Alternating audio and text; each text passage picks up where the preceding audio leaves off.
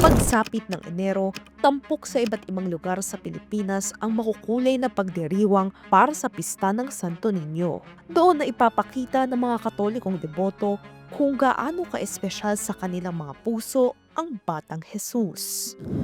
Paano nga ba nagsimula ang debosyon ng mga Pilipino sa Santo Niño?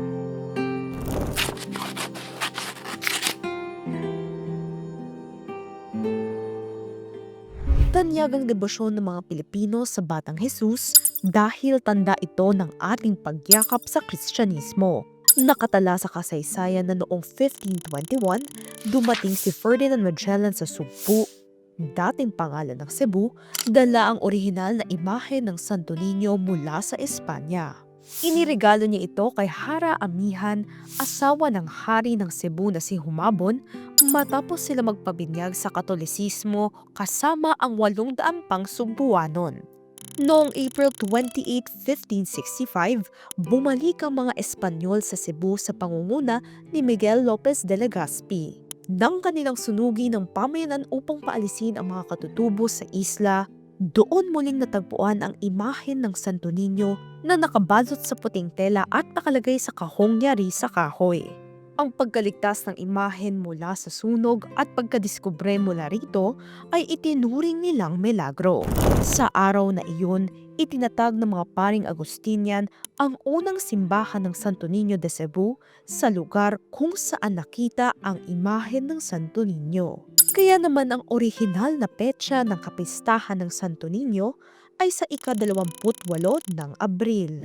Mula noon ang Basilica Minore del Santo Niño sa Cebu na ang nagsilbing tahanan ng kauna-unahang imahen ng Batang Jesus sa Pilipinas.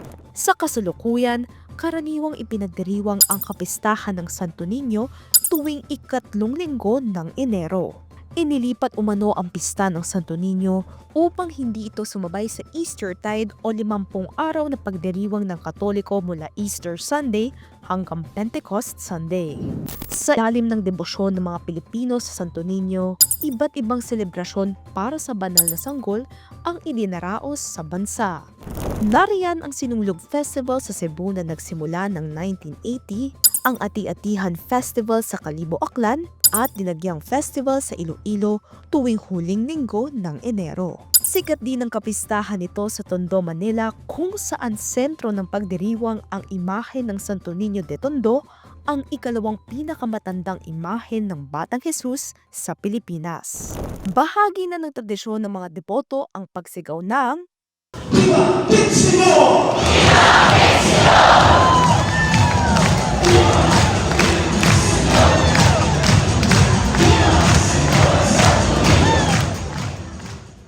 habang hawak ang mga replika ng Bambinong Santo.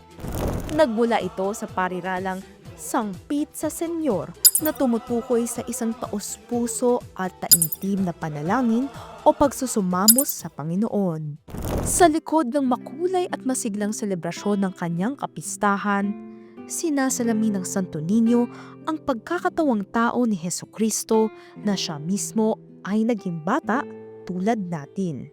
Ang Santo Niño ang banal na paalala sa mga tao na dapat pahalagahan ang mga kabataan at sikapin maging tulad niya. Isang bata na handang yumabong sa pananampalataya, pag-ibig at kabutihan.